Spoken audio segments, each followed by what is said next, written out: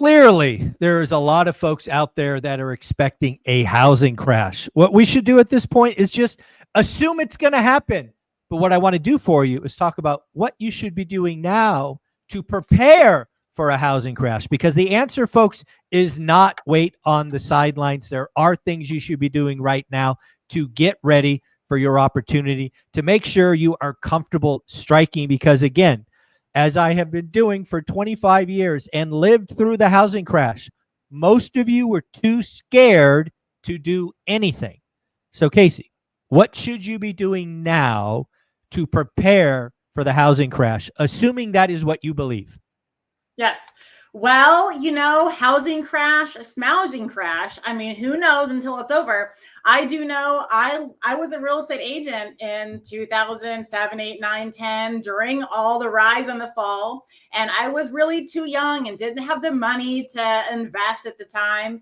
And if this is what is going to happen, I definitely want to be prepared. I mean, Blake and I had been kind of saving our pennies and looking for that new primary and wanting to move and upgrade our house. But I'm like, oh, I don't know. I think maybe we put that on hold and we really just go buy more rentals. And I think that's kind of how the investor in me always has thought, and why we've been here for 12 years in the same house and always sacrifice everything. Because at the end of the day, having financial freedom and the ability to do whatever you want with more and more money coming in does seem more appealing than just a bigger house. So I'm kind of excited. Yes, I'm seeing more properties come on the market. I'm getting contacted by even more wholesalers saying they're getting even more deals, under their belt. And I think now is the time to really start honing in. So for anyone that is considering jumping in now, right, you have to prepare yourself. Now is not the time to just go look for houses. You have to do a series of things in advance to prepare yourself and get ready for the purchasing of investment properties. And the first step really is you need to know your financial power. What are you capable of doing? How many properties can you buy? Talk to a lender is really the first thing, whether it's a DSCR lender, if you don't have income to qualify, or talking to a conventional lender. But what are your loan options and where are your funds coming from? Like, that's the first thing I would want to know, so I know how much I can buy. Yeah, I think that's a great advice. The other thing, again, we're attacking this from the idea that you individually, maybe it's your buy box, maybe it's your city, maybe it's your state, you see a housing crash, maybe it's Austin or Miami or wherever it is, doesn't matter. But where I want people to realize is, let's just say for a minute, you personally believe housing is going to crash 20% over the next 18 months in your buy box. I think there's a couple of things. Yes, you're absolutely right. You've got to be dialed in and know your financial power. Like, what is my number? Where can I fit in this equation? But the other thing you guys got to do is you got to hone in on what I call your buy box.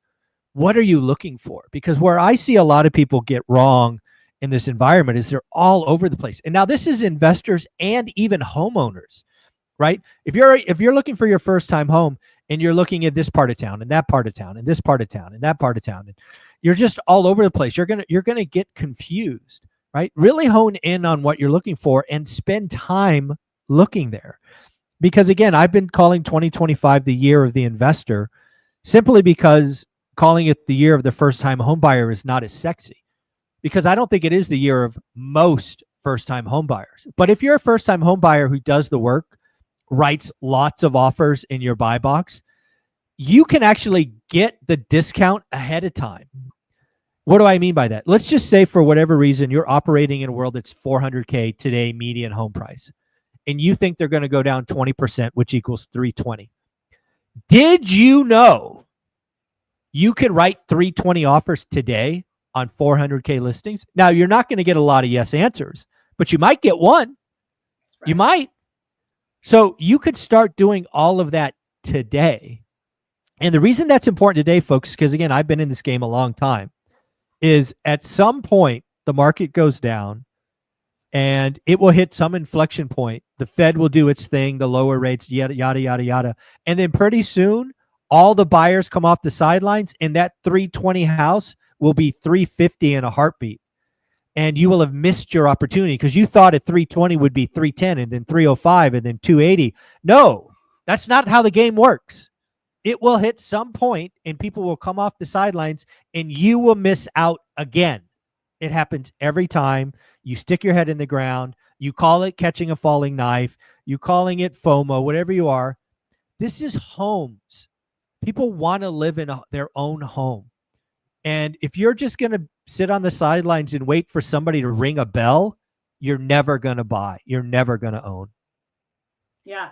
You have to really, once you know what you're financially capable of, you have to really, like you said, know your buy box, start researching, right? Learn your market, revisit it. Just because you analyze your zip codes and neighborhoods last year doesn't mean that they're the same today. And I'll be honest, we've been looking for a primary. I've been looking and analyzing a completely different price point in my area. And so I am switching gears and going back to the below the median properties, connecting with wholesalers. I have a meeting set up with a guy this week who's local, who actually called my husband on a cell phone. I don't know how he got that. And so now is the time, but I have to go back and revisit my market. I have to go look at all the homes again. I have to know and remember, okay, what are the new average days in the market? At what price points am I going, and what condition of properties am I going to be able to cash flow? What's a good deal? What's a bad deal? What's a great deal? And what area should I be focusing on, especially in Memphis and other top investment markets?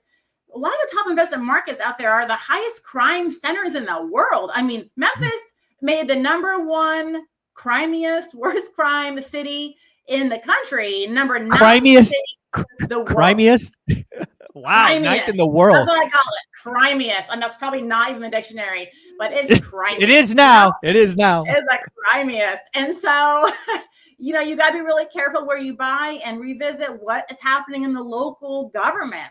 Is the local government putting in any new, are they opening up any new shopping centers? We have a lot of shopping centers out in Memphis that have been there's a Kmart that has been, you can still see the letters on the building, but it's been vacant for 10, 15, 20 years. I don't know. I've been here 12 and it looked like it was an old shopping center and desolate then. So what is the local government doing to bring up any areas? It's the thing with rental properties, especially long-term, is when you are buying something, it's usually for the long-term. It's not just for today. And I feel like a lot of people make this mistake is they just look for cash flow year one. What's going to cash flow today? They don't think, well, I'm going to hold this property for what? 5, 10, 20 years? I mean, you don't really know. Usually it's not 30. You'll probably sell or something like that. But you might, 10 years flies by, 15 years before you know it. You've got rentals that are 15, 20 years you've been holding. I mean, so you got to make sure that where you're buying, the neighborhood is poised to go up and appreciate with rent increases. So there's a lot of behind the scenes work you have to do to make sure that what you are aspiring to buy is going to be profitable tomorrow and not just today. And that takes a little bit of effort and work and reading on the city and county websites and seeing what companies are coming to town, if there's going to be new headquarters coming, and what's happening with jobs, and the landlord friendliness. Is it getting better or worse? A lot of things play into picking out where you're going to buy. So to me, all this initial initial research before you make the purchase or go run the numbers on a random house. The thing I see, Michael, is I'll have new students in my program, right? And I teach them how to buy their first rental. And they get so excited. They're like, Casey, I found this house. I want to make an offer on it. And I say, we haven't even analyzed your market yet. You can't. You can, but I mean, do you, it's just a spreadsheet. Spreadsheets only tell half the story. You got to know a lot more than that. So if you're wanting to take advantage of this potential, recession or downturn in, the housing market, you've really got to dig deep into where you're going to be buying and make sure that your investment's going to be good for the long run.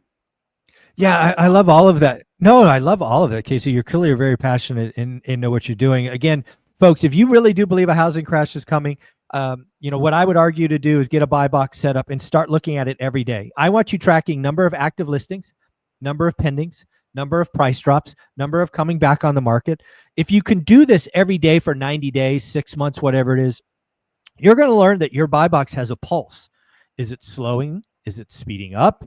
Has it hit bottom? If you are doing this daily discipline, you're going to know before anybody else, and you can strike. The other thing I want people to realize is, again, if the median is 400 a day and you think they're going down 20%, You can write 320 offers today. I mean, people just don't get that. A lot of first-time homebuyers think they got to pay list price, or they get excited by a 5K discount. Guys, I have gotten properties for 30, 35, one time 39% below list price. It doesn't happen all the time, but sometimes the buyer's market, like we are in today, you can get lucky and find a motivated seller. You can get seller carry. You can get seller seconds. You can get rate buy downs. If home builders, new home construction, they're not selling on price. They're selling on payments. You could get the homeowner who is selling to you to buy down your rate 2 points, or whatever, right? Work with your mortgage professional. But what really scares me about this environment, because again, I've said all year it's a buyer's market, and now thankfully, Wall Street Journal agrees with me. You're a little late, Wall Street Journal, but that's okay. You can start writing offers today. I just want people to realize that. It takes time. It takes lots of offers. I have been known to write 30, 40, 50 offers and get no responses. You just got to believe it's coming. What do you think? Yep. One thing that I was thinking about while you were talking was, everyone's getting really excited about this buyer's market, but be cautious still. Be cautious. Don't put all your eggs in one basket. Don't risk all your family savings. Don't put your primary house on the line. Yes. Be careful of the BRRRR method. You just never know. And it gives me chills because even though I didn't have any money back in 2008, really, we were just young people and I was in real estate, I saw a lot of people lose a lot. California, I saw a lot of foreclosures. A lot of people I knew lost portfolios, started from the beginning, credit scores demolished because they put too much on the line. So just be careful. Great advice. I have the chills and it's really hot in here. I have the chills. But just be very careful that you are still acting smart. Don't get overzealous. And, I'm a very non-risky person, risk with caution. Just do what you can do. Don't overextend yourself. That's my concern of everyone getting riled up and excited about what's coming. Just play smart. Yeah, folks, at the end of the day, I you can go back. I have playlists with Adrian Hernandez, Omar, Jason Pritchard. I've told them guys 6 months ago, guys, you got to buy different. And these guys are active flippers, right? All of them now, will admit that they should have been more cautious. They should have bought deeper discounts. Again, this is not the time to go bet on red or black. It's time to do the work. It's time to get aggressive. Look for disrespectful offers. I only want you doing deals of the decade or deals of a lifetime. I usually talk about good or great. I want the deals you're going to do in 2025 to be deals of the decade, which means the best deal of 10 years, or a deal of a lifetime. Those deals are hard to get wrong in this environment, and buyers markets are exactly when you create these opportunities. Casey, where can people find you? People can find me on YouTube. I'm putting videos out once a week, maybe twice. That's the goal. At Brick by Brick Wealth. I just put a video out on Thursday and last night, starting to do really well. So you guys go check out my channel, see what it's about. And you can find me on Instagram as well, Brick by Brick Wealth. And if you want to snoop and see what I'm doing, brickbybrickwealth.com. Thank you so much. Great job.